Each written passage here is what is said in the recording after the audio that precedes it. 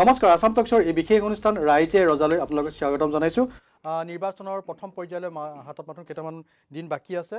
দেখিবলৈ পোৱা গৈছে যে নিৰ্বাচনী প্ৰচাৰ তুংগত দেখিবলৈ পোৱা গৈছে আৰু বিভিন্ন নেতাৰ বাকযুদ্ধ দেখিবলৈ পোৱা গৈছে আৰু এই বাকযুদ্ধই আচলতে ৰাইজক আমুৱাইছে নেকি আৰু এই অনাগত নিৰ্বাচনৰ সময়ছোৱাত কোনে কি প্ৰতিশ্ৰুতি দিছে ৰাইজক বা ৰাইজে কোন প্ৰাৰ্থীক কি দৃষ্টিভংগীৰে চাইছে এই বিষয়সমূহ আমি আলোচনা কৰিব বিচাৰিছোঁ আৰু আলোচনা কৰিবৰ কাৰণে ষ্টুডিঅ'ৰ মজিয়ালৈ আমি আমন্ত্ৰণ জনাই আনিছোঁ বিজেপিৰ মিডিয়া পেনেলিষ্ট দিলজিৎ বৰ্মন, আপোনাক স্বাগতম জনাইছোঁ। কংগ্ৰেছৰ মুখপাত্ৰ বনদীপ দত্ত আমাৰ সৈতে উপস্থিত, তেখেতক আমি স্বাগতম জনাইছোঁ। সমাজসেৱী প্ৰদীপ বৰ্মন আমাৰ সৈতে উপস্থিত আছে, তেখেতক আমি স্বাগতম জনাইছোঁ আৰু এবি আমচুৰ সাধাৰণ সম্পাদক টাইচন হুছেইন আমাৰ সৈতে উপস্থিত আছে, তেখেতক আমি স্বাগতম জনাইছোঁ। আমি আলোচনালৈ যোৱাৰ প্ৰাক মুহূৰ্তত আমি দেখুৱাই ল'ব বিচাৰিছোঁ দুজনকৈ নেতাৰ দুটাকৈ বাক্য তেওঁলোকে মিডিয়াৰ সন্মুখত দিয়া। প্ৰথমতে আমি দেখুৱাই ল'ব বিচাৰিছোঁ ডক্টৰ হিমন্ত বিশ্ব শৰ্মাৰ এক বক্তব্য। বদৰুদ্দিন আজমলৰ লগত কৰিম, দাড়িয়ে চুলিয়ে ইমান ধুনীয়া বদৰুদ্দিন আজমল দেখিলে মৰম লাগি যায় ন। আৰু তেওঁক এতিয়া আমি চৰকাৰ বনাব দিব লাগিব, আপোনালোকে চিন্তা কৰকচোন। আৰু আজমলে কি কৈছে যে চৰকাৰ অহাৰ লগে লগে মই একে স্পীডতে মাদ্ৰাছা খুলিম। আৰে মানুহে টেনশ্যন লৈ আছে, ক'ত মেডিকেল খুলিব, ইঞ্জিনিয়াৰিং খুলিব, ইউনিভাৰ্চিটি খুলিব, এওঁৰ টেনশ্যন আকৌ মাদ্ৰাছা খোলাকৈ। আপোনালোকে চিন্তা কৰকচোন। আকৌ কি কৈছে যে আমাৰ চৰকাৰ আহিলে মহিলাই যিমান ইচ্ছা সিমান বাচ্চা জন্ম দিব। আৰে মহিলাবিলাকে বাচ্চা বনোৱা মেচিন নেকি? আমি ডেকা ল'ৰাবিলাকে, আমি মতা মানুহবিলাকেতো কমেই মাইকী মানুহে যিমান ইচ্ছা সিমান জন্ম দিয়ক, কাৰণ আমাৰ পেটততো 10 মাহ 10 দিন বাচ্চাটো নাথাকে। কষ্টটো আমি নাখাওঁ, কষ্টটো মহিলাসকলেহে খাব। সেইকাৰণে আজমলে কৈছে যিমান ইচ্ছা সিমান বাচ্চা বনাব লাগে। মই আজমল ডাঙৰীয়াক কৈছোঁ আপুনি নিজৰ পেটত 10টামান বাচ্চা নাৰাখিব, তেতিয়াতো বুজি পাব বাচ্চা বনোৱাৰ কষ্ট কিমান। এক নিৰ্বাচনী প্ৰচাৰ সভাত কোৱা বক্তব্য আমি আলোচনা কৰিম এই বিষয়টো, কিন্তু তাৰ পূৰ্বে আমি পুনৰ এটা আন এজন নেতা হাগ্ৰামী মহিলাৰে আন এক বক্তব্য আমি দেখুৱাই ল'ব বিচাৰিছোঁ। মোৰ মুখ্যমন্ত্ৰী হোৱাৰ এনেকুৱা কিবা নাই। মই হেমন্ত বিশ্ব শৰ্মাৰ তুলনাত কৈছোঁ, হেমন্ত বিশ্ব শৰ্মাই চিফ মিনিষ্টাৰ হ'বৰ কাৰণে বহুত আগ্ৰহ। কিন্তু মই কৈছোঁ তাৰ চিফ মিনিষ্টাৰ হোৱাৰ কোনো যোগ্যতা হোৱা নাই, যোগ্যতাও নাই আৰু তাৰ ভাগ্যও নাই। যদি হেমন্ত বিশ্ব শৰ্মাই চিফ মিনিষ্টাৰ হ'ব লাগে তেতিয়াহ'লে মই ছিনিয়ৰ, মইহে আগত হ'ব, ইয়াৰ পিছত হ'ব পাৰিহি, এই কথাটো কৈছোঁ মই। এই হেমন্ত বিশ্ব শৰ্মাৰ কাম নাই, হেমন্ত বিশ্ব শৰ্মাৰ কাম নাই। ফাৰ্মচাৰ মই হোৱা নাই, হেমন্ত বিশ্ব শৰ্মাৰহে ফাৰ্মচাৰ হৈছে। মই গুৰুটো হেমন্ত বিশ্ব শৰ্মা মোৰ পৰা দীক্ষা লোৱা ৰাজনীতি জানে কেলে মানে কিয় কৈছে। মই যেতিয়া সি মিনিষ্টাৰ পোৱা নাছিলে তেতিয়া সি নিজৰ নেতাৰ মোক দি পেলাই মিনিষ্টাৰ লোৱা, তাৰমানে মোৰ পৰা দীক্ষা লৈছে, সেইটোৱে। দুজনকৈ নেতাৰ বক্তব্য, বিভিন্ন নিৰ্বাচনী প্ৰচাৰ সভাত দিয়া বক্তব্য আৰু সংবাদ মাধ্যমৰ সন্মুখত দিয়া বক্তব্য। প্ৰদীপ বৰ্মন ডাঙৰীয়া, নিৰ্বাচনৰ এই সময়ছোৱাত আচলতে আমি নেতাসকলৰ মুখত এনে বক্তব্য আশা কৰিছিলেনে আপোনালোকে? মানে কেনেকুৱা হৈছে, আমি আগৰ বহুত বছৰ ধৰি দেখি আহিছোঁ কেৱল শ্লোগান, তাৰ বাহিৰে কাম একো নাই। আপোনাৰ ইমান ডাঙৰ আন্দোলন সেই আগতে 79, 80তে আন্দোলন হৈ গ'ল। তাৰপিছত কেইটা বাংলাদেশী খেদিলে এজিপিয়ে, তাৰপিছত কংগ্ৰেছ আহিল, কংগ্ৰেছে কেইটা বাংলাদেশী খেদিলে, এতিয়া বিজেপি আহিছে, বিজেপিয়ে কেইটা বাংলাদেশী খেদিছে। তালি টোপোলা বান্ধি যাব লাগিব বুলি মোদী মহোদয়ে কৈছিলে, কিন্তু তালি টোপোলা বান্ধি গ'ল ক'ত?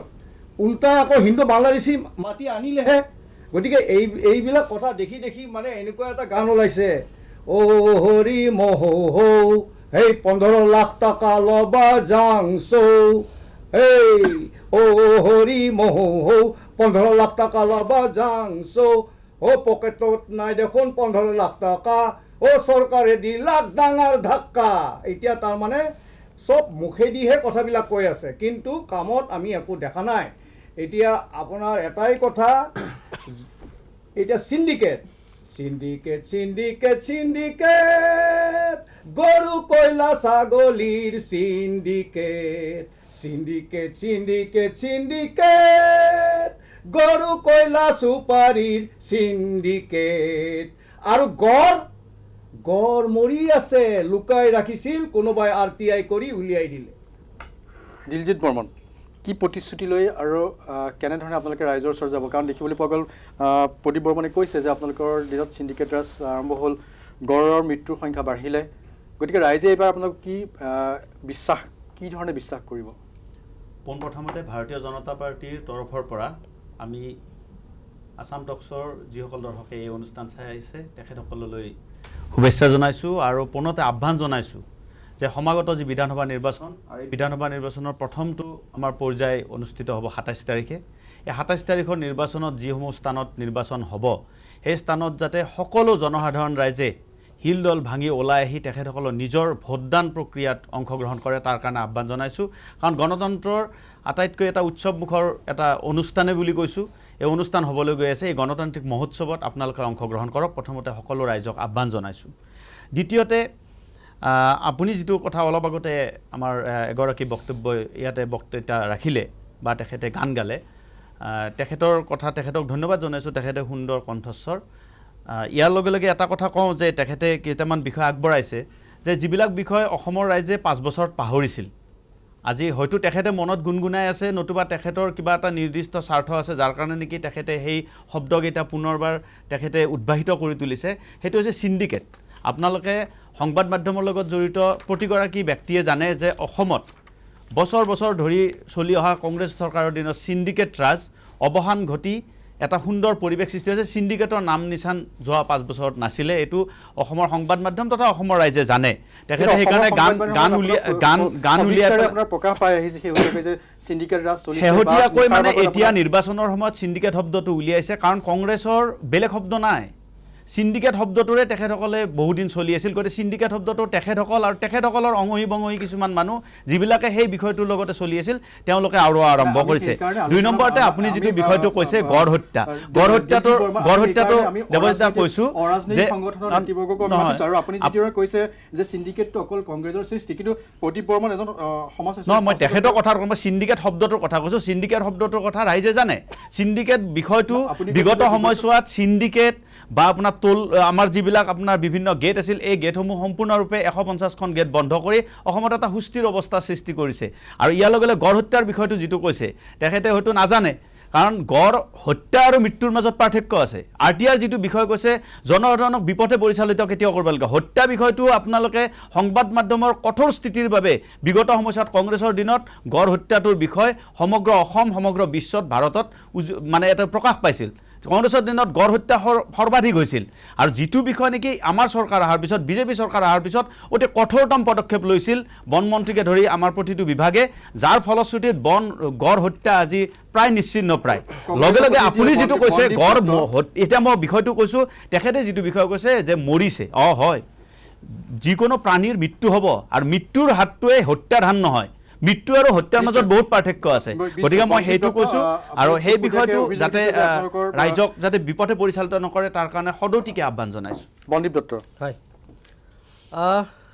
কি ক'ম প্ৰথম কথাটো হ'ল কি যে নিৰ্বাচন আহিছে গতিকে আমি কংগ্ৰেছ দলৰ তৰফৰ পৰা সকলো ৰাইজক অনুৰোধ জনাইছোঁ আপোনালোকে হিলদল ভাঙি আহক আৰু নিজৰ ভোট প্ৰদান কৰক প্ৰথম কথা দ্বিতীয় কথা বিজেপি দলৰ বিষয়ে নতুনকৈ একো ক'বলগীয়া নাই ইয়াত বিজেপি বন্ধু যিগৰাকী আহিছে মোৰ লগত বহিছে তেখেতেও বহুতখিনি কথা ক'লে চিণ্ডিকেটৰ কথা ক'লে গড় হত্যাৰ কথা ক'লে আচলতে কথাটো হ'ল কি যে এইমাত্ৰ আপোনালোকে টিভিৰ পৰ্দাত দেখিলোঁ আমাৰ মাননীয় স্বাস্থ্যমন্ত্ৰী হিমন্ত বিশ্ব শৰ্মা ডাঙৰীয়াই আজমলে অমুক কৰিছে তমুক কৰিছে দাড়িৰ কথা কৈছে চুলিৰ কথা কৈছে 10টা শিশু জন্ম দিয়া কিবা এইবিলাক মানে খুব তুলুঙা কথা আচলতে মন্ত্ৰী এজনে যদি তেনেকুৱা ধৰণৰ কথা কয় সন্মানীয় মন্ত্ৰী ডক্টৰ হিমন্ত বিশ্ব শৰ্মাই এইটো কথা কিয় মনত ৰখা নাই যে তেওঁ এজন বিজেপিৰ নেতা নহয় তেওঁ অসমৰ মাননীয় স্বাস্থ্য মন্ত্ৰী তেখেতৰ যিখন চেয়াৰত বহে সেই চেয়াৰখনৰ এটা মূল্য আছে আচ্ছা তেওঁ যে এই শিশুৰ মানে 10টা জন্ম দিয়ে এইবিলাক তুলুঙা কথা কৈছে তেওঁ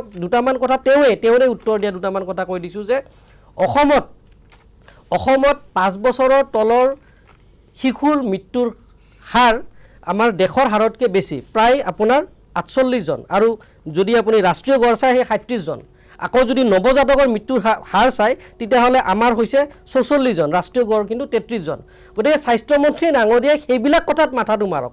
আৰু আপুনি যদি প্ৰসূতিৰ মৃত্যুৰ হাৰ চাই ২৩৭ গৰাকী আৰু ৰাষ্ট্ৰীয় গড় হৈছে ৩১ গৰাকী। আমি অসম কিমান পিছুৱাই আছোঁ। গতিকে তেনেকুৱা তুলনা মন্তব্য কৰা এজন মন্ত্ৰীৰ বা এটা দলৰ এগৰাকী নেতাৰ পালি নেতাসকলৰ পৰা আৰু আমি কি আশা কৰিম? আমি একো আশা নকৰোঁ। অসমৰ ৰাইজে একো আশা নকৰে। এইখিনিতে এটা কথা আমি কৈ ল'বই লাগিব, তেখেতে যিটো কথা কৈছে আমাৰ কংগ্ৰেছৰ মুখপাত্ৰগৰাকী ঠিকেই তেখেতে পৰিসংখ্যা দাঙি ধৰিছে, আমি তেখেতক আদৰণীয় জনাইছোঁ। এই বিষয়টো সেইকাৰণে মন্ত্ৰী ডাঙৰীয়া কৈছে, কাৰণ অসমৰ যিটো স্বাস্থ্যখণ্ডৰ বৰ্তমানৰ অৱস্থা, যিসকলে হস্পিটেলত গৈছে তেখেতসকলে বৰ্তমান গম পাইছে। তেখেতসকলে আজিৰ দিনটোত ১ টকা খৰচ নোহোৱাকৈ প্ৰতিটো পৰীক্ষাগাৰৰ পৰা প্ৰতিটো বিষয়ত ঔষধলৈকে পাই আছে। কিন্তু দুৰ্ভাগ্যজনক কথা, এই যিটো বিষয় তেখেতে উনুকিয়াইছে সুন্দৰভাৱে, প্ৰসূতিৰ মৃত্যুৰ হাৰ, শিশুৰ মৃত্যুৰ হাৰ ক'ত হৈছে। মুখ্যতঃ যিসকলক আজমলৰ নেতৃত্বাধীন যিসকল প্ৰতিনিধি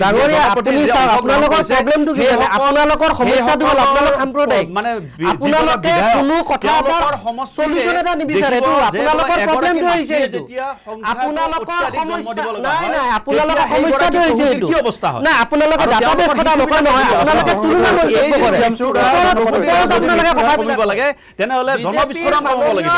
আৰু জনবিস্ফোৰণ হৈ আছে নিৰ্দিষ্ট কিছুমান অঞ্চলত। আজি অসমৰ ১২খন জিলা কিয় জনবিস্ফোৰণৰ আমি স্পষ্ট সিদ্ধান্ত ল'ব লাগিব। যিখিনি ৰাজনৈতিক পৰিৱেশ আজি যোৱা নিৰ্বাচন ঘোষণা হোৱাৰ আগৰে পৰা আজিলৈকে আমি দেখিবলৈ পাইছোঁ, আসলে মূল্যবোধহীন ৰাজনীতিৰ একদম জ্বলন্ত উদাহৰণ যিটো আমাৰ এই অসমত দেখিবলৈ পোৱা গৈছে। এতিয়া কিছু সময় আগতে হিমন্ত বিশ্ব শৰ্মা ডাঙৰীয়া যিটো মন্তব্য আপোনালোকে শুনালে, সেই মন্তব্যটোত আপোনালোকে দেখিব যে তেওঁ এজন অকল বিজেপি নেতাই নহয়, আমাৰ কংগ্ৰেছৰ বন্ধুবৰ্গ তেখেতৰ লগত একমত যে তেওঁ অকল এজন বিজেপি নেতাই নহয়, তেওঁ এজন অসমৰ শিক্ষামন্ত্ৰী, স্বাস্থ্যমন্ত্ৰী, বিত্তমন্ত্ৰী, তেওঁ লোক নিৰ্মাণ বিভাগৰ মন্ত্ৰী। তেওঁৰ মুখত একমাত্ৰ আজমলক লৈ, আজমলৰ দাড়ি টুপিক লৈ আচলতে যিমান তুলুঙা ধৰণৰ মন্তব্য কৰিছে, সেই মন্তব্য কোনো কাৰণতে কিন্তু এখন সভ্য সমাজৰ কাৰণে গ্ৰহণযোগ্য হ'ব নোৱাৰে। আমি এই কথা তেখেতৰ এইবিলাক মন্তব্য, এই সাম্প্ৰদায়িক মন্তব্যক কিন্তু অসমৰ এজন সাধাৰণ নাগৰিক হিচাপে, এজন সাধাৰণ অসমীয়া হিচাপে কিন্তু আমি গৰিহণা জনাইছোঁ, অসমৰ সচেতন মহলে গৰিহণা জনাইছে। তো এতিয়া কথাটো হ'ল ২০১৬ চনত জাতি মাটি ভেটিৰ শ্লোগান দি, ১৬ মে'ৰ ভিতৰত বাংলাদেশীক তালি টোপলা বান্ধি খেদিব বুলি শ্লোগান দি অসমৰ সৰ্বস্তৰৰ জনসাধাৰণে সকলোৰে আনন্দ সৰ্বানন্দ শ্লোগানত মোজাই একেবাৰে ভোট দি এইখন বিজেপি চৰকাৰ কিন্তু অসমত প্ৰতিষ্ঠা কৰিছিল। আৰু বিজেপি এজিপি যিখন মিত্ৰজোঁটৰ চৰকাৰ, এই চৰকাৰখন অসমত প্ৰতিষ্ঠা কৰিছিল। কিন্তু তেওঁলোক চৰকাৰত আহিয়েই পোনপ্ৰথমে তেওঁলোকে আজি যদি আমি চাব যাওঁ, ভাৰত স্বাধীন হোৱাৰ পৰা আৰম্ভ কৰি এতিয়ালৈকে যিটো প্ৰধান বিষয়ে সমগ্ৰ অসমৰ ৰাজনীতি আজিৰ তাৰিখত উত্তোলিত কৰি ৰাখিলে, অসমীয়া জাতীয় জীৱনক প্ৰভাৱিত কৰি ৰাখিলে, সেয়া হ'ল বিদেশী সমস্যা। সেই বিদেশী সমস্যা সমাধান কৰিবলৈ ১৯৮৫ চনত যি অসম চুক্তি কৰা হৈছিল, অসম চুক্তি অনুসৰি ১৯৭১ চনৰ ২৪ মাৰ্চৰ মাজনিশা অসমৰ পৰা বিদেশী বহিষ্কৰণৰ সময়সীমা বান্ধি লোৱা হৈছিল। এই অসম চুক্তি তেওঁলোকে ভায়োলেট কৰি, ভাৰতৰ সংবিধানৰ ধৰ্ম নিৰপেক্ষ চৰিত্ৰ তেওঁলোকে ভায়োলেট কৰি, তেওঁলোকে উলংঘা কৰি, তেওঁলোকে ২০১৪ চনলৈকে ধৰ্মৰ ওপৰত ভিত্তি কৰি আফগানিস্তান, বাংলাদেশ আৰু পাকিস্তানৰ পৰা তেওঁলোকে বিদেশী নাগৰিক আনি ইয়াত সংস্থাপন কৰিব বিচাৰিলে। আৰু মূলতঃ তেওঁলোকে বাংলাদেশৰ পৰা ইয়াত হিন্দু নাগৰিক আনি ইয়াত প্ৰতিষ্ঠা কৰিবলৈ তেওঁলোকে বিচাৰিলে। আৰু এই তেওঁলোকৰ কাণ্ডৰ দ্বাৰাই, এই তেওঁলোকে যি কেব আনিলে, তেওঁলোকে কা আনিলে, কাৰ দ্বাৰা কিন্তু পোনপ্ৰথমে তেওঁলোকে অসম চুক্তিক হত্যা কৰিলে, ভাৰতীয় সংবিধানৰ ধৰ্ম নিৰপেক্ষ চৰিত্ৰ কিন্তু তেওঁলোকে সম্পূৰ্ণভাৱে মোহাৰি পেলালে। আৰু যদি আমি চাব যাওঁ, যোৱা ৫টা বছৰৰ বেছিভাগ সময় কিন্তু অসমৰ সম্পূৰ্ণ ৰাজনীতি কিন্তু নাগৰিকত্ব সংশোধনী আইন তেতিয়া ২০১৬, তাৰপিছত কাৰ ওপৰতে কিন্তু গোটেইখিনি এটা পৰিৱেশটো নিয়ন্ত্ৰিত হৈ থাকিল। নিশ্চয় হয়, আমি পুনৰ আপোনাৰ ওচৰলৈ আহিম, কিন্তু এইখিনিতে আমি লৈ লৈছোঁ খন্তেক বিৰতিৰ পিছত পুনৰ উভতিম আছাম টক্সৰ এই বিশেষ অনুষ্ঠান ৰাইজে ৰজালৈ। বিৰতিৰ পিছত পুনৰ উভতিছোঁ আছাম টক্সৰ এই বিশেষ অনুষ্ঠান ৰাইজে ৰজালৈ। আমি কৈ আছিলোঁ যে প্ৰথম পৰ্যায়ৰ নিৰ্বাচনৰ মাজলৈ মাত্ৰ কেইটামান দিন বাকী আছে। এনে মুহূৰ্তত দেখিবলৈ পোৱা গৈছে নিৰ্বাচনী প্ৰচাৰ তুংগত উঠিছে, বিভিন্ন নেতাই বিভিন্ন প্ৰতিশ্ৰুতি দিছে, বিভিন্ন শ্লোগান দিছে, কিন্তু ৰাইজ কিদৰে আকৰ্ষিত হৈছে আমি এক প্ৰতিবেদন দেখুৱাই ল'ব বিচাৰিছোঁ। থাওৰা সমষ্টিৰ পৰা এক প্ৰতিবেদন যুগুত কৰিছিলে আমাৰ শিৱসাগৰৰ সংবাদদাতা জামালুদ্দিন আহমেদে। আমি সেই প্ৰতিবেদন প্ৰথমতে দেখুৱাই ল'ব বিচাৰিছোঁ। নিৰ্বাচন সমাগত আমি বৰ্তমান উপস্থিত আছোঁ থাওৰা সমষ্টিত। ১০৭ নং থাওৰা সমষ্টিৰ জনসাধাৰণে কি ভাবে, আমি বিভিন্ন সচেতন ব্যক্তিৰ সৈতে আমি কথা পাতিব বিচাৰিছোঁ। আৰু এই সম্পৰ্কত থাওৰাবাসী হিচাপে আপোনাৰ পৰা জানিব বিচাৰিছোঁ, যিহেতু নিৰ্বাচনী বঁটা আপুনি প্ৰত্যক্ষ কৰিছে নিশ্চয়, আৰু এই সময়ছোৱাত বিভিন্ন নিৰ্বাচনী দলসমূহে, নিৰ্বাচনত অংশগ্ৰহণ কৰা দলসমূহে বিভিন্ন প্ৰতিশ্ৰুতি আশ্বাস প্ৰদান কৰিছে। এই প্ৰতিশ্ৰুতি আশ্বাসসমূহক লৈ আপোনালোক কিমান ধৰণে চিন্তা কৰিছে বা কেনেধৰণে ভাবে? আচলতে এই নিৰ্বাচনৰ লগত জড়িত থকা যিবিলাক প্ৰতিশ্ৰুতি, সেই প্ৰতিশ্ৰুতিৰ কাৰ্যকাৰিতাৰ ওপৰতেই আচলতে গোটেই কথাটো নিৰ্ভৰ কৰিব। কোনোবা এটা দলে প্ৰতিশ্ৰুতি দিছে, কোনোবা এটা দলে প্ৰতিশ্ৰুতি দিব পৰা নাই, কিন্তু যিয়েই প্ৰতিশ্ৰুতি নিদিয়ক কিয় তাৰ মূল কাৰণটোৱে মূল বিষয়বস্তুটোৱে হ'ব অসমীয়া জাতিৰ ভৱিষ্যত। গতিকে অসমীয়া জাতিৰ ভৱিষ্যতটোক নিষ্কণ্টক কৰিবৰ কাৰণে যি দলেই আগবাঢ়িব আচলতে ৰাইজে তেনে দলকে আদৰি ল'ব বুলি আমি অনুভৱ কৰোঁ। নিশ্চয় আৰু এটা কথা উল্লেখ কৰা হৈছে যে নিৰ্বাচনৰ সময়ছোৱাত দেখা গৈছে বিশেষকৈ ব্যক্তি আক্ৰমণ বা চৰিত্ৰ হননৰ দৰে কাৰ্য সংঘটিত হৈছে, বিভিন্ন জেগা আক্ৰমণৰ ঘটনা সংঘটিত হৈছে। আৰু এই ব্যক্তি আক্ৰমণ চৰিত্ৰ হননৰ যি প্ৰচাৰ কাৰ্য মাজত অংশগ্ৰহণ হৈছে, এই সম্পৰ্কতো আপোনালোকে হয়তো দৃষ্টি ৰাখিছে আৰু গোটেই বিষয়বস্তুবোৰ কেনেধৰণে আপোনালোকে চিন্তা কৰে? নহয়, ৰাজনৈতিক দলবিলাকৰ বিশেষকৈ কি হৈছে, চৰিত্ৰ স্খলনৰ ক্ষেত্ৰত যিমান গুৰুত্ব প্ৰদান কৰে, তাৰ পৰিৱৰ্তে যদি তেখেতসকলে জনসাধাৰণৰ কল্যাণৰ কথা চিন্তা কৰি এতিয়া জনপ্ৰতিনিধিয়ে কিছুমান আঁচনিৰ কথা কেনেধৰণে প্লেনিংবিলাক কৰিব তাৰ ওপৰত যদি জনসাধাৰণক অৱগত কৰে তেতিয়া নিশ্চয় বেছি ভাল হ'ব বুলি ভাবোঁ। নিশ্চয় থাউৰা সমষ্টিৰ যুৱচামে কেনেধৰণে চিন্তা কৰিছে এইবাৰ নিৰ্বাচনৰ যিহেতু প্ৰচাৰ কাৰ্য এতিয়া তুংগত অৱস্থান কৰিছে, এই মাজত থাউৰাবাসী ৰাইজে যুৱচামীক আপোনালোকৰ কেনেধৰণৰ প্ৰাৰ্থী হোৱাটো বিচাৰে? প্ৰথমতে ক'ব বিচাৰোঁ, বৰ্তমান থাৰা সমষ্টিত যি নিৰ্বাচনী বঁটা দেখিছোঁ, মাৰপিটৰ দৰে কাৰ্য সংঘটিত হৈছে, সেই অৱস্থা আমি একেবাৰে নিবিচাৰোঁ। আৰু যিসকলে এনে কাৰ্য সংঘটিত কৰিছে মই ক'ব নিবিচাৰোঁ, কিন্তু সেইসকল ব্যক্তিক আমি চিনি পাওঁ।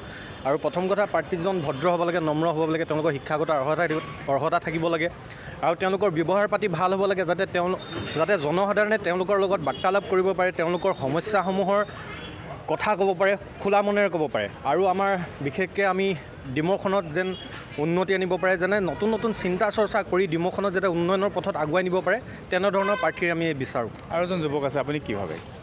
মই বিচাৰোঁ যে থাউৰা সমষ্টি কেইটামান ৰাস্তা বনাই দিলে বা কিবা বাগানৰ শ্ৰমিকক পইচা কেইটামান ভৰাই দিলেই সেইটো উন্নয়ন বুলি নকয়। ডিমুত কৰিবলগীয়া, থাউৰা সমষ্টিত কৰিবলগীয়া বিভিন্ন ধৰণৰ কাম আছে, যেনে ডিমুত এখন ছায়েন্স মহাবিদ্যালয় মন্তব্য প্ৰকাশ কৰিছে। আৰু ইয়াত দেখিবলৈ পোৱা গ'ল যে মূলতঃ এইসকল ভোটাৰে দেখিবলৈ পোৱা গ'ল যে তেওঁলোকে এটা কথা মন কৰিছে বা লক্ষ্য কৰিছে যে চৰিত্ৰ হননৰ যি মন্তব্য সেয়া তেওঁলোকে ভাল পোৱা নাই, তাৰ বিপৰীতে কল্যাণমূলক আঁচনিৰ প্ৰতিশ্ৰুতি তেওঁলোকে আচলতে দলৰ নেতাসকলৰ, বিভিন্ন দলৰ ৰাজনৈতিক দলৰ নেতাৰ পৰা তেওঁলোকে বিচাৰিছে বা ৰাজনৈতিক দলৰ পৰা বিচাৰিছিলে। প্ৰদীপ বৰ্মন দেখিবলৈ পোৱা গ'ল যে অতি সচেতন ভোটাৰসকল। মই ভোটাৰসকল সচেতন, আৰু আমি আৰু আমাৰ কথাখিনিয়ে ক'ম, কাৰণ আমি অনিল নগৰত থাকোঁ। এতিয়া আমি বানপানীৰ সমস্যাত ভুগি থাকোঁ, অকল অনিল নগৰে নহয়, এতিয়া গোটেই গুৱাহাটীবাসী বানপানীত ভুগি আছে। আৰু আপোনাৰ লগতে খোৱা পানীৰ অভাৱ। আপোনাৰ গেমন জাইকা শুনি আমাৰ কাণ কলা হৈ গ'ল, কিন্তু আজিলৈকে গেমন জাইকাৰ কোনো পানী আমি নাপালোঁ। সেইকাৰণে গাওঁ, সিদ্ধাৰ্থ তুমি মন্ত্ৰী ব্যৰ্থ, নিৰ্বাচনত উঠাৰ নাই কোনো অৰ্থ। এটাই কথা কওঁ, যদিও মানে বিজেপিয়ে বেয়া কাম কৰিছে, যদিও মানে বিজেপিৰ বহুখিনি মানুহ ভাল আৰু বেয়া এনেকুৱা মাজত সংমিশ্ৰিত হৈ আছে, তাৰ মাজত শান্তনু ভৰালীয়ে যদি টিকেটটো পালেহেঁতেন অলপ বেছি ভাল পালোহেঁতেন। টাইছন হুছেইন দেখিবলৈ পোৱা গ'ল যুৱ প্ৰজন্মৰ বা আমি ভোটাৰৰ বক্তব্য দেখা পালোঁ, তাত দেখিবলৈ পালোঁ তেখেতসকলেও সেই একেটা কথাই মন্তব্য কৰিছে যে মাৰপিটৰ ঘটনা বা তেওঁলোকে আন এক গুৰুত্বপূৰ্ণ মন্তব্য প্ৰকাশ কৰিছে যে প্ৰাৰ্থীজন ভদ্ৰ হ'ব লাগে, যাতে জনতাই তেওঁৰ লগত কথা পাতিব পাৰে। হয় ছাৰ, আপুনি যদি এবাৰ মই কথাখিনি কৈ আছিলোঁ, প্ৰায় তেতিয়া শিৱসাগৰৰ পৰা প্ৰতিবেদনখন দেখুৱাতে প্ৰথম যিজন ব্যক্তিয়ে কথাখিনি কৈছিলে যে এইবাৰ অসমীয়া জাতীয় জীৱনৰ লগত জড়িত থকা বিষয়সমূহে নিৰ্বাচনত আগস্থান পাব। মই ইতিমধ্যে কৈছিলোঁ যে এইখন অসমত বিদেশী সংস্থাপন কৰিবলৈ এইখন চৰকাৰে জোৰ জবৰদস্তি 5জনকৈ স্বদেশী ব্যক্তিক গুলীয়াই হত্যা কৰিলে, 5জন সফল দেখাক গুলীয়াই হত্যা কৰিলে। তো এই কথাবিলাক অসমৰ ৰাইজে কেতিয়াও পাহৰি যোৱা নাই। আৰু তাৰ পিছত যদি আপুনি চাব যায় যে মূল্যবোধহীন একেবাৰে তৰলভাৱে কিছুমান এনেকুৱা মন্তব্য কৰিছে, যিবিলাক মন্তব্যৰ দ্বাৰা আচলতে 2016 চনত বিজেপি চৰকাৰখনে যিবিলাক শ্লোগান দি আচলতে শাসনত আহিছিল, সেই শ্লোগানবিলাক যে তেওঁলোকে কাৰ্যত পৰিণত কৰিব নোৱাৰিলে, এই কথাৰ পৰা সাধাৰণ জনতাৰ কিন্তু একদম মনটো ডাইভাৰ্ট কৰাৰ চেষ্টা কৰিছে। কিন্তু আজি যদি আপুনি চাব যায়, দিলজিৎ বৰ্মন তেখেতে কৈছে যে আপোনালোকে যিসমূহ প্ৰতিশ্ৰুতি দিছে আৰু যিটো ক'ব যে ছয় জনগোষ্ঠীৰ জনজাতিকৰণকে আদি কৰি আজি আদিবাসীসকলৰ যে আজি দৈনিক মজুৰিয়ে হওক বা ভূমিপট্টাই হওক বা আজি ধৰি লওক গৰিয়ামৰীয়া দেখি সকলো যি পৃথক জৰীপ চলাম বুলি কৈছিলে বা বিভিন্ন ক্ষেত্ৰত ভূমিপট্টা দিম বুলি কৈছিলে এই সমগ্ৰ বিষয়ত বিভিন্ন প্ৰতিশ্ৰুতি দি কিন্তু এইখন চৰকাৰ কিন্তু প্ৰতিষ্ঠা হৈছিলে আজি নিৰ্বাচনৰ আগে কিছুদিন আগে আমি দেখিবলৈ পালো যে নৰেন্দ্ৰ মোদী ডাঙৰীয়াক মাতি আনি প্ৰায় 1 লক্ষাধিক মানুহক ভূমিপট্টা দিয়া বুলি এক মানে ডাঙৰকৈ কাৰ্যসূচী কৰা হ'ল কিন্তু আজিৰ তাৰিখলৈকে ভূমিপট্টাৰ বিষয়টো যি 1 লাখ মানুহক যি ভূমিপট্টা দিয়া হ'ল এই ভূমিপট্টা কোনখিনি মানুহে পালে নিশ্চয় আমি এই ভূমিপট্টাৰ বিষয়টোলৈ আহিম এইখিনি আমি লৈ ল'ব লাগিব খন্তেক বিৰতিৰ পিছত পুনৰ উভতি আহিম আসাম টক্সৰ এই বিশেষ অনুষ্ঠান ৰাইজে ৰজালৈ বিৰতিৰ পিছত পুনৰ উভতি আহিছোঁ আসাম টক্সৰ এই বিশেষ অনুষ্ঠান ৰাইজে ৰজাৰ মাজলৈ বিৰতিলৈ যোৱাৰ পূৰ্বে আমি টাইচন হুছেইনে কৈ আছিল যে ভূমিৰ পট্টাৰ বিষয়টো তেওঁ কৈ আছিল আমি সেই প্ৰসংগটোলৈ আহিব বিচাৰিছোঁ হয় চাওক আমাৰ যিটো কথা কৈছিলোঁ যে 1 লাখ মানুহক ভূমিপট্টা দিয়া বুলি কৈ যি বৃহৎ এটা অনুষ্ঠান অনুষ্ঠিত কৰিলে আমি দেখিবলৈ পালোঁ যে প্ৰায় বহুখিনি মানুহ তাত মাটিৰ পট্টা দিয়া হ'ল কিন্তু এটা কথা এতিয়ালৈকে চৰকাৰীভাৱে কোনো তথ্য ৰাজহুৱা কৰা নহ'ল যে কোনখিনি মানুহক আচলতে ভূমিপট্টা দিয়া হ'ল সেইকাৰণে চৰকাৰৰ কোনো তথ্য কিন্তু এতিয়ালৈকে পোৱা নাই যে কোন 1 লাখ মানুহক ভূমিপট্টা দিয়া হৈছে আচলতে ভূমিপট্টাহীন মানুহ আজিৰ দিনত যদি আমি চাব যাওঁ আজি আদিবাসীসকলে আজি এনেকুৱা এটা পৰ্যায়ত গৈ উপনীত হৈছে যে তেওঁলোকে অসমৰ ভিতৰতে আটাইতকৈ বৃহৎ ভূমিপট্টাহীন বা ভূমিৰ অধিকাৰহীন কিন্তু শ্ৰমিক সমাজলৈ পৰিণত হৈছে এই সমগ্ৰ ক্ষেত্ৰত যিবিলাক সকলে প্ৰতিশ্ৰুতি দিছিল প্ৰতিশ্ৰুতিবিলাক পালন কৰাত তেওঁলোক সম্পূৰ্ণভাৱে ব্যৰ্থ হ'ল দিলজিৎ বৰ্মন আপোনালোকে প্ৰতিশ্ৰুতি পালনত ব্যৰ্থ হৈছে আৰু ভূমিপট্টা প্ৰদানৰ নামত আপোনালোকে এখন আচলতে তেওঁৰ ভাষাত নাটক কৰাৰ নিচিনা এক বিষয় হৈ পৰিছে বুলি ক'ব বিচাৰে মই কনক সেন ডেকা আমাৰ অসম সাহিত্য সভাৰ সভাপতি প্ৰাক্তন সভাপতি তেখেতৰ এখন গ্ৰন্থ আছিলে যে যুক্তিৰ আধাৰত নতুন পুৰুষে নতুন সমাজ গঢ়ক বুলি পেলাই তেখেতে এখন কিতাপ লিখিছিলে খুব এইটো এটা সময়ত মানে যেতিয়া আলফাৰ এটা অধ্যায় আছিল সেই সময়তে লিখা এটা কথা মই আজিও আহ্বান জনাইছোঁ প্ৰতিজন নাগৰিকে যুক্তিৰ আধাৰত ৰাজনীতি কৰক অলপ আগতে বিভিন্ন ঠাইৰ পৰা শিৱসাগৰ বা অন্য ঠাইৰ পৰা কৈছে যিটো মাৰধৰ নিৰ্বাচন কেন্দ্ৰিক হিংসা সেইটো আমি বিজেপি দলে কেতিয়াও নিবিচাৰোঁ আৰু সেই সংস্কৃতিটো যাতে অসমত কেতিয়াও নাহে তাৰ কাৰণে কামনা কৰিছোঁ এতিয়া আমাৰ যিগৰাকী ABMCৰ প্ৰতিনিধিয়ে এই বিষয়টো কৈছে ভূমিপট্টা সংক্ৰান্তত হয় তেখেতে ঠিক কথাই কৈছে যে আমি 1 লাখ যি মানুহ দিছোঁ এই ক্ষেত্ৰত তেখেতসকলে হয়তো তেখেতসকলক চুই যোৱা নাই কাৰণ ইয়াৰ আগতে কংগ্ৰেছ চৰকাৰ যেতিয়া পট্টা দিছিল অকল চৰত দিছিল অসমৰ ভূমিপুত্ৰসকলৰ প্ৰতি কেতিয়াও চোৱা হোৱা নাছিল 3,35,000 1 লাখ নহয় মইতো শুদ্ধ কৰি দিছোঁ 3,35,000 গৰাকী অসমৰ সৰ্ববৃহৎ এইটো ভূমিপট্টা প্ৰদান কৰিছে খিলঞ্জীয়া লোকক প্ৰতিখন জিলাত চাব আমাৰ খিলঞ্জীয়া অধ্যুষিত অঞ্চলত দিছে এতিয়া কথা আহিল কি খিলঞ্জীয়া অখিলঞ্জীয়া বিষয়টো আহি পৰিব কাৰণ তেখেতে য'ত প্ৰতিনিধিত্ব কৰি আছে বিভিন্ন যি আমাৰ আমি পুনৰবাৰ ক'লে যেতিয়া আজমলৰ কথা কওঁ তেতিয়া বহুতে জিকাৰ খাই উঠে যে আজমলৰ সভ্যতাৰ প্ৰতি আকৰ্ষিত হৈ যিসকলে ৰাজনীতি কৰি আছে বা বিভিন্ন ধৰণৰ সভ্যতা তেওঁলোকে বিস্তাৰ কৰি আছে সেই বিস্তাৰবাদীসকলৰ ক্ষেত্ৰত এটা কথা ক'ব যাওঁ যে তেখেতসকলে বাৰু এটা কথাটো তেখেতসকলে মানে নামানে নাজানো যে শংকৰদেৱক অসমীয়া জাতিয়ে মানে আৰু শংকৰদেৱৰ আদৰ্শ লৈ আমি অসমীয়া জাতি প্ৰতিষ্ঠিত সভ্যতা সংস্কৃতি প্ৰতিটো দিশত আমি আজিৰ দিনটোত বাছি আছোঁ সেই শংকৰদেৱৰ জন্মস্থান বটদ্ৰৱাত যিসকলে অনাধিকাৰভাৱে অধিকাৰ কৰি আছিল সেই সত্ৰ আমাৰ অধিকাৰ কৰি আছিল সেইসকলক যেতিয়া উচ্ছেদ কৰা হ'ল তেতিয়া ABMCয়ে আদৰণি জনাই প্ৰেছ ৰিলিজ দিছিলনে কংগ্ৰেছে বেদখলৰ বিৰুদ্ধে উচ্ছেদ যেতিয়া কৰা হৈছিল তেতিয়া আদৰণি জনাই তেখেতসকলে কি কৰিছিল অসমৰ ইতিহাসত 5 বছৰত যেতিয়া শংকৰদেৱ গুৰুজনাৰ পবিত্ৰ ভূমিত যেতিয়া বেদখল উচ্ছেদ কৰা হ'ল তেতিয়া ABMC কিন্তু নিমাত কাৰণ প্ৰতিটো জনজাতীয় অঞ্চল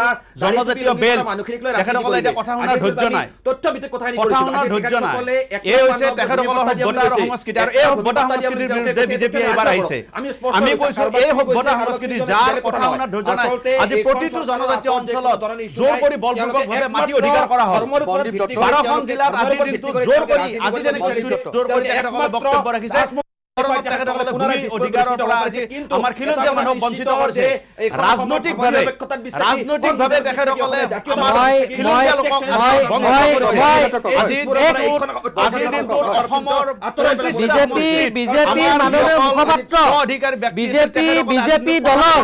বিজেপি দলৰ মাননীয় মুখ আপোনালোকে ক'ব দিয়ক আপোনালোকে কথাটো শুনক আপোনালোকে কথা শুনাৰ ধৈৰ্য ধৰক দিলজিৎ বৰ্মন ডাঙৰীয়া আপোনালোকে কথা শুনা ধৈৰ্য ধৰক আপোনালোকে নুশুনে কথা আপোনালোকে কথা নুশুনে আপোনালোকে শান্তিৰ কথা কয় আপোনালোকে আপোনালোকৰ শুনাৰ ধৈৰ্য নাই চাওক আপোনালোকৰ শুনাৰ ধৈৰ্য নাই আপোনালোকৰ শুনাৰ ধৈৰ্য নাই আপোনালোকৰ মন্ত্ৰীয়ে তুলুঙা মন্তব্য কৰে, আপোনালোকৰ প্ৰধানমন্ত্ৰীয়ে তুলুঙা মন্তব্য কৰে, আপোনালোকে নুশুনে। টাইছন হুছেইন, দিলজিৎ বৰ্মন, আপোনালোকে এজন এজনকে ক'বলৈ দিয়ক। হয় বনদীপ দত্ত কওক। হয় মই আপোনাৰ ওচৰলৈ পুনৰ আহিম। শুনি লওক আপুনি শুনা ধৈৰ্য ৰাখক। আপুনি শুনা ধৈৰ্য ৰাখক। দিলজিৎ বৰ্মন ডাঙৰীয়া আপুনি প্লিজ, আপোনালোকে কিয় কথা নুশুনে? আপোনালোকে ৰাইজৰ কথা কিয় নুশুনে? আপোনালোকে ষ্টুডিঅ'টোৰ কথা শুনাৰ আপোনালোকৰ ধৈৰ্য নাই, আপোনালোকে ৰাইজৰ কথা ক'ত শুনিব? শুনক দিলজিৎ বৰ্মন ডাঙৰীয়া, আপোনালোকে শুনক। দিলজিৎ বৰ্মন ডাঙৰীয়া, মিছা কথা এইখিনিতে আমি কোনো এজনে কথা শুনাৰ পৰিৱেশ তেওঁলোকে সৃষ্টি কৰিব বিচৰা নাই। গতিকে আমি দেখুৱাই ল'ব বিচাৰিছোঁ আন এক প্ৰতিবেদন। আমাৰ তিনিচুকীয়া সংবাদদাতা বিবেক বৰাই প্ৰস্তুত কৰা এক প্ৰতিবেদন আমি দেখুৱাই ল'ব বিচাৰিছোঁ। বিশেষ অনুষ্ঠান ৰাইজে ৰজা অনুষ্ঠানলৈ আপোনালোকক স্বাগতম জনাইছোঁ। আৰু মই এই ৰাইজে ৰজা অনুষ্ঠানৰ কাৰ্যসূচীত মই উপস্থিত আছোঁ তিনিচুকীয়া 122 নং বিধানসভা সমষ্টি, তিনিচুকীয়া বিধানসভা সমষ্টিৰ লাইপুলি গাঁও পঞ্চায়তৰ অন্তৰ্গত হাবিচুক গাঁৱত।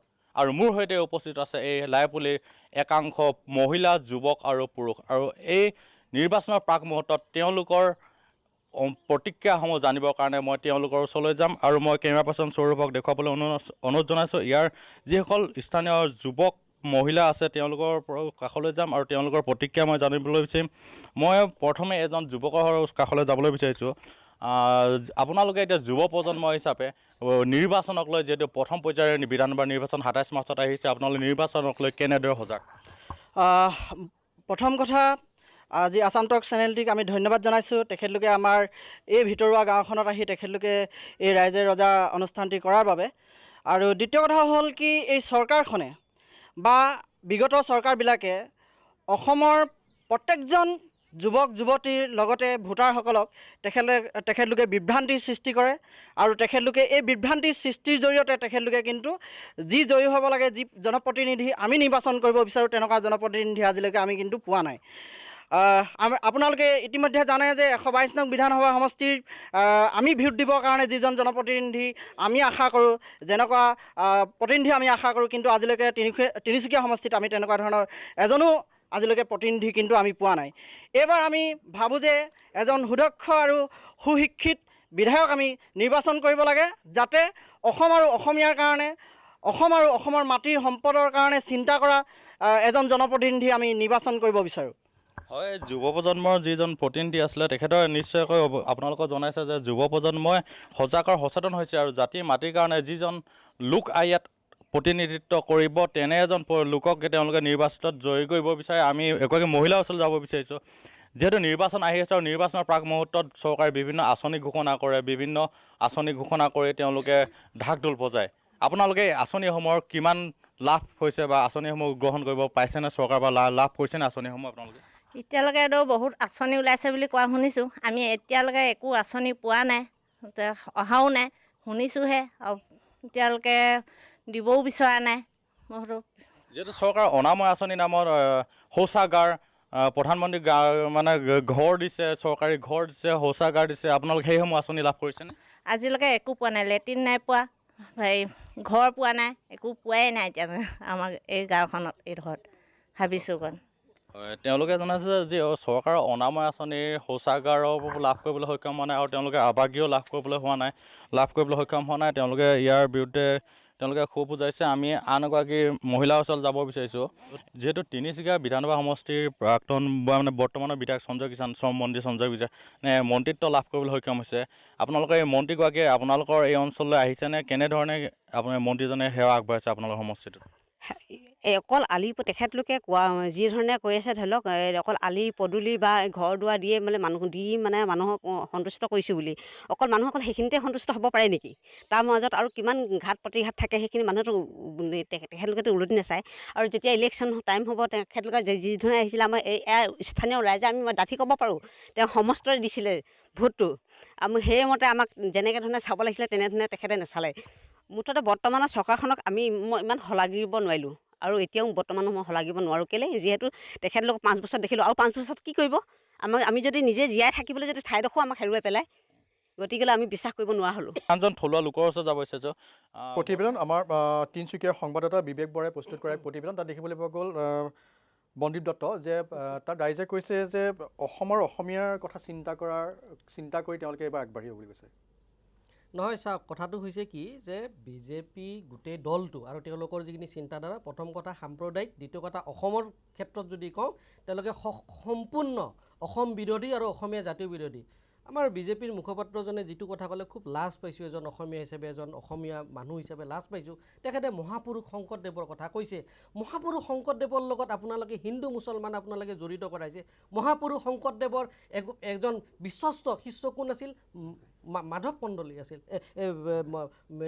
হেৰিও আছিল, চান্দখাইও আছিল। গতিকে চান্দখাই আছে, মাধৱদেৱ আছে।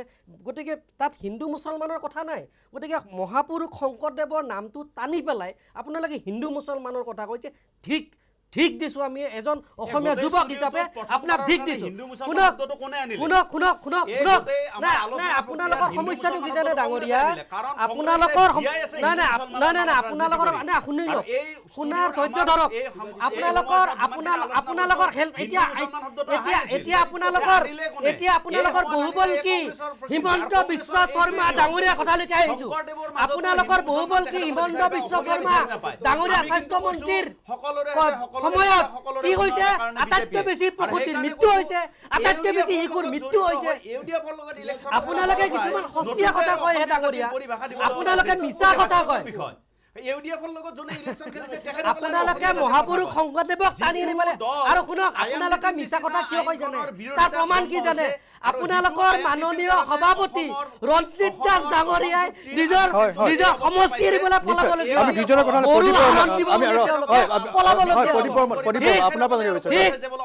মাজুলী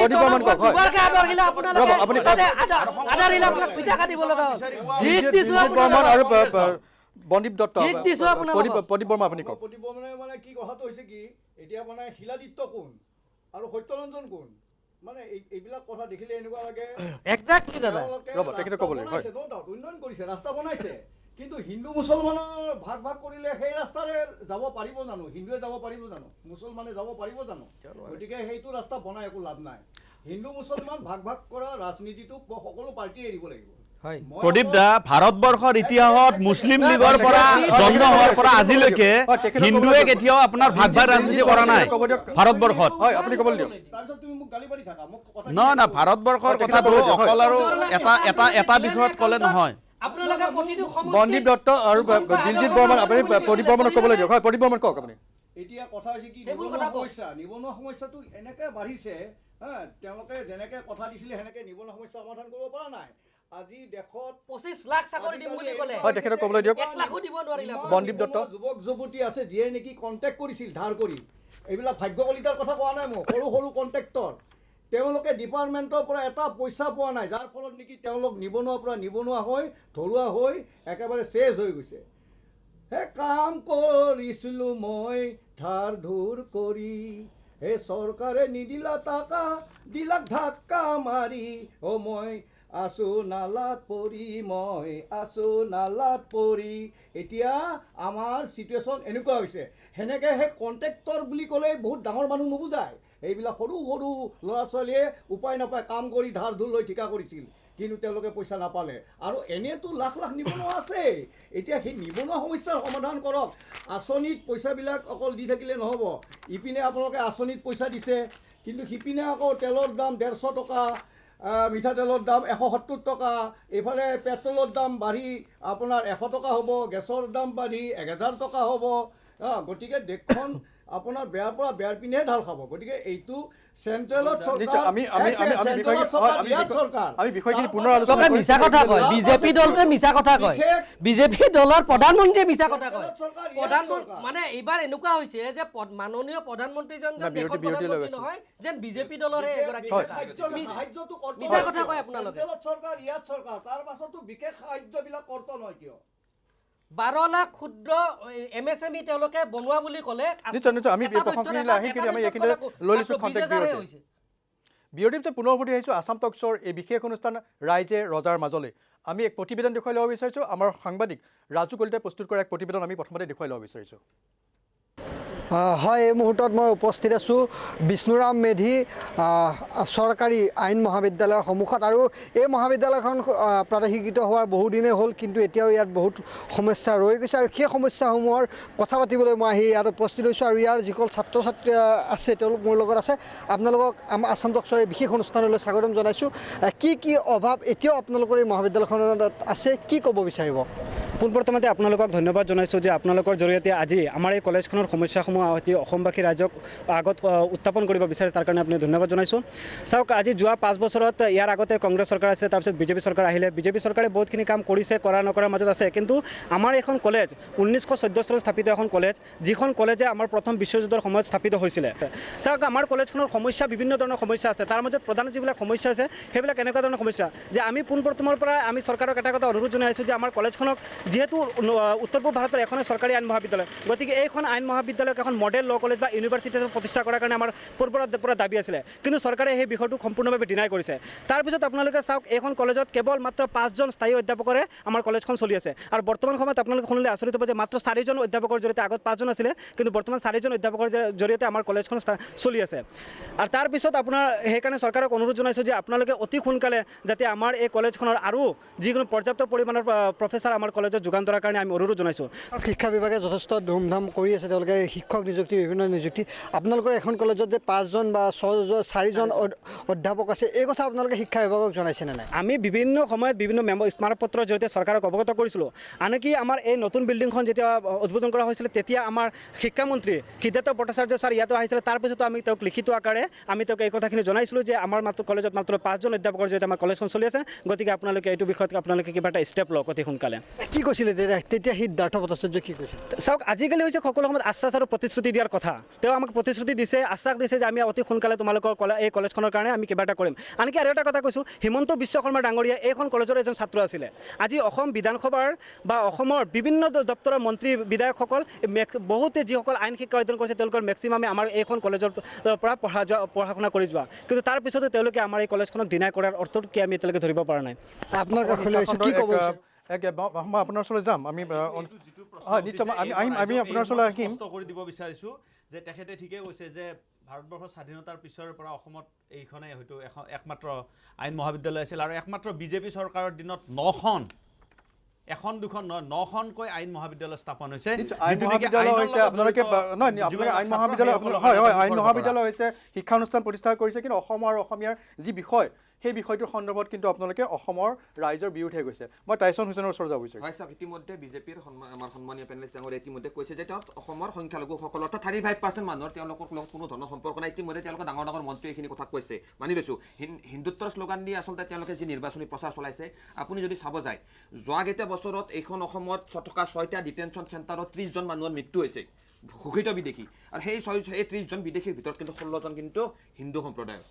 আজিৰ তাৰিখত যদি আপুনি চাব যায়, অসমৰ নহয় গোটেই উত্তৰ পূৰ্বাঞ্চলৰ ভিতৰত আটাইতকৈ বৃহৎ বস্ত্ৰ উদ্যোগটো হ'ল এপল মিল, আমাৰ ৰঙিয়াত থকা এপল মিল। এই ৰঙিয়াত থকা এপল মিলটো ৰঙিয়াৰ বিধায়ক মন্ত্ৰী ভৱেশ কলিতাই কিমান ফুলজাৰি মাৰিলে, তাত কেক কাটিলে, তাতে গৈ তেওঁলোকে বিভিন্ন অনুষ্ঠান অনুষ্ঠিত কৰিলে। কিন্তু আজি যদি আপুনি চাব যায়, মোৰ ঘৰৰ পৰা মাত্ৰ 3 কিলোমিটাৰ দূৰত এপল মিল। এই এপল মিলটো আজিলৈকে কিন্তু কোনো ধৰণৰ আমি আৰম্ভই কৰিব নোৱাৰিলে। আৰু যে তাত শ্ৰমিক তাৰ কৰ্মচাৰী পৰিয়াল কিন্তু আজি পেটত গামোচা বান্ধিব লগা হৈছে। আৰু গোটেই ৰঙিয়াৰ ৰাজনীতি কিন্তু আজিৰ তাৰিখত এপল মিলৰ ওপৰত নিৰ্ভৰ কৰি আছে। গোটেই ৰঙিয়া অঞ্চলৰ ৰাইজে এপল মিলৰ উন্নয়নৰ কাৰণে VRSৰ দাবীত কিন্তু কৰ্মচাৰীসকলৰ ৰাজপথত আহিব লগা হৈছে। আচলতে এইখন বিজেপি চৰকাৰ যে তেওঁলোকে প্ৰতিশ্ৰুতি দিয়ে, প্ৰতিশ্ৰুতি পালন কৰিব নোৱাৰে, এই কথাটো সৰু মই উদাহৰণ দিছোঁ। আজি কিছুদিন আগতে BTC নিৰ্বাচন পাৰ হৈ গৈছে। BTC নিৰ্বাচনৰ সময়ত অসমৰ মন্ত্ৰী হিমন্ত বিশ্ব শৰ্মা ডাঙৰীয়াই তাত এনেকুৱা এটা পৰিৱেশ সৃষ্টি কৰিলে, ইমান ডাঙৰ ডাঙৰ সভা অনুষ্ঠিত কৰি ৰোড শ্ব' কৰিলে। ৰোড শ্ব' গৈ তেওঁলোকে কৈছিল যে ইয়াত আমাৰ মানুহখিনিক মাটিৰ পট্টা দিয়া হ'ব, প্ৰত্যেকৰে মাটিৰ সমস্যা সমাধান কৰা হ'ব। কিন্তু প্ৰমোদ বড়ো, হিমন্ত বিশ্ব শৰ্মাই একেলগে লগ লাগি BTC চৰকাৰ গঠন কৰাৰ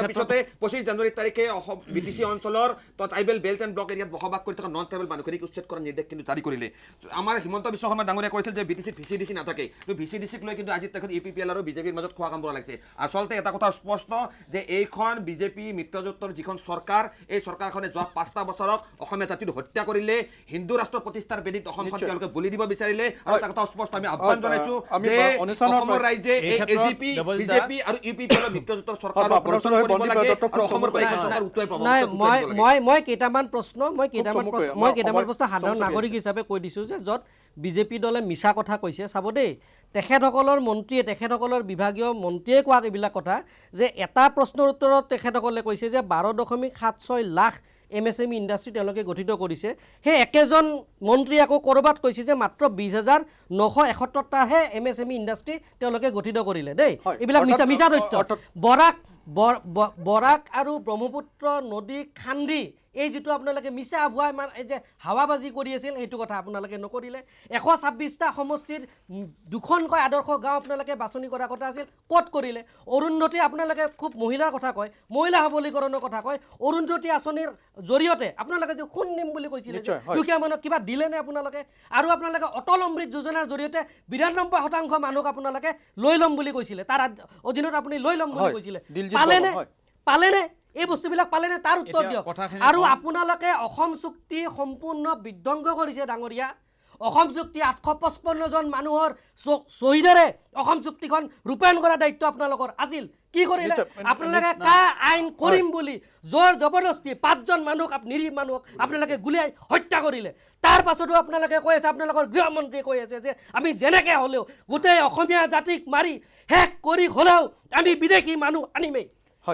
ঠিক দিছো ধিক্কাৰ দিছো আমি অসমীয়া জাতীয় বিজেপি দলক ধিক্কাৰ দিছো গো বেক বুলি কৈছো হয় এতিয়া কংগ্ৰেছ দলৰ অভিনয় দেখিলে ৰাইজে আমি অভিনয় কৰা নাই ডাঙৰীয়া আপোনালোকে মিছা কথা কয় মই তথ্য সহকাৰে আপোনালোকক কথাবিলাক কৈছো আপোনালোকক তথ্য সহকাৰে কথাবিলাক কৈছো আপোনালোকে কেইটা ইণ্ডাষ্ট্ৰী শুনক আপোনালোকে ইণ্ডাষ্ট্ৰী গঠনৰ কথা কৈছে কেইটা ইণ্ডাষ্ট্ৰী আপোনালোকে গঠিত কৰিলে আপোনালোকে যিখিনি ইণ্ডাষ্ট্ৰী আছে এখেতে ক'লে কথা ক'লে কৰিলে আপোনালোকে কাগজ কলমত কিবা কাম কৰিলে গোটেই কাগজ কলমবোৰ আপোনালোকে নষ্ট কৰি পেলালে ভংগ কৰি পেলালে আপোনালোকে যিকেইটা অসমত চলিত ইণ্ডাষ্ট্ৰী আছিল এই ইণ্ডাষ্ট্ৰীবিলাকো আপোনালোকে গঠিত কৰিব নোৱাৰিলে আপোনালোকে ভুল তথ্য দিয়ে যিখন ৰাজ্যত শিশুৰ মৃত্যুৰ হাৰ নৱজাতকৰ মৃত্যুৰ হাৰ আৰু প্ৰসূতিৰ মৃত্যুৰ হাৰ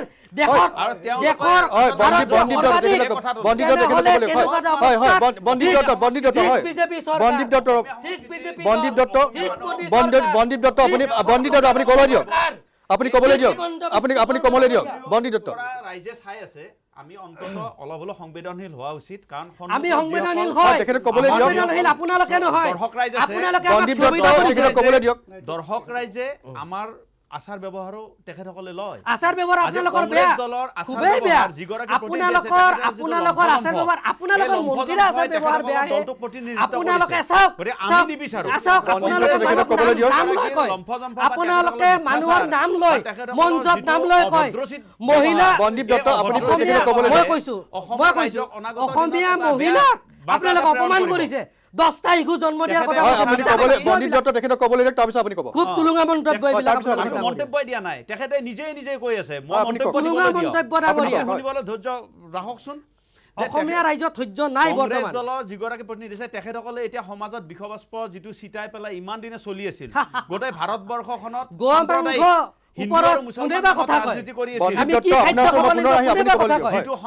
উদগনি যোগাই পেলাই গোটেই আমি কংগ্ৰেছ দলে কৈছো কংগ্ৰেছৰ প্ৰতিগৰাকী মানুহে কৈছো প্ৰতিজন অসমীয়াই কৈছো মহাপুৰুষ শংকৰদেৱৰ কথা কৈছো সন্ত্ৰাসবাদ নিৰ্মূল কৰা হ'ল কুকুৰ শ্ৰীগালৰ গৰ্দবৰু আত্মাৰাম জানিয়া সবাক কৰিবা প্ৰণাম এয়া হৈছে মূল মন্ত্ৰ মহাপুৰুষ শংকৰদেৱৰ আপোনালোকে সেই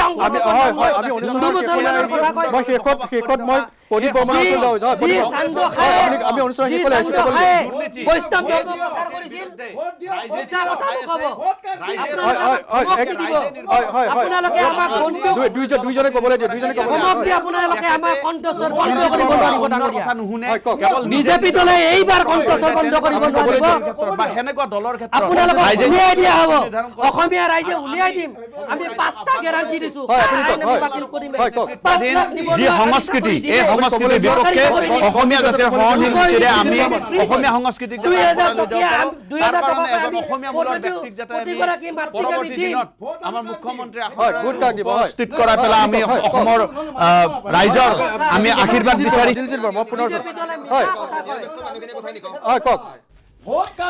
নহয় প্ৰদীপ দা, মই যেতিয়া কথাখিনি ক'বলৈ আৰম্ভ কৰিছোঁ তেতিয়া কংগ্ৰেছ দলৰ প্ৰতিনিধি এটা শব্দও ক'ব নিদিলে। এইটো আচলতে অত্যন্ত অসৌজন্যমূলক, কাৰণ তেখেতে কথাখিনি শুনাৰো ধৈৰ্য নাই আৰু ৰাইজক ক'বও দিব নোখোজে। কাৰণ তেখেতসকলক যদি আমি কিবা কথা এটা কওঁ তেখেতসকলৰ গাত লাগে, কাৰণ তেখেতসকলে ৰাইজৰ হয় ভোট কাক দিব। হয় কওক। হয় আপুনি ক'বলৈ দিয়ক, আপোনালোক দুইজনে ক'বলৈ দিয়ক। দিলজিৎ বৰ্মন ক'বলৈ দিয়ক। হয় তেখেতসকল হয় এতিয়া আগতে আছিল চেক গেট কংগ্ৰেছৰ দিনত, এতিয়া হৈছে টল গেট। এতিয়া যি পাৰ্টীয়ে টল গেটৰ ওপৰেৰে ৰাস্তা বনাব সেই পাৰ্টীকে আমি ভোট দিম। তাৰ মানে টল গেট তলত থাকিব। নিশ্চয় আমি অনুষ্ঠানৰ পৰা বিদায় ল'ব বিচাৰিছোঁ। আমি বিদায় লোৱাৰ পূৰ্বে আমি আশা কৰিছোঁ প্ৰতিজন ভোটাৰে প্ৰদান কৰিব আগন্তুক সময়ত। আমি বিদায় লৈছোঁ আসাম টকছৰ বিশেষ অনুষ্ঠান ৰাইজে ৰজা।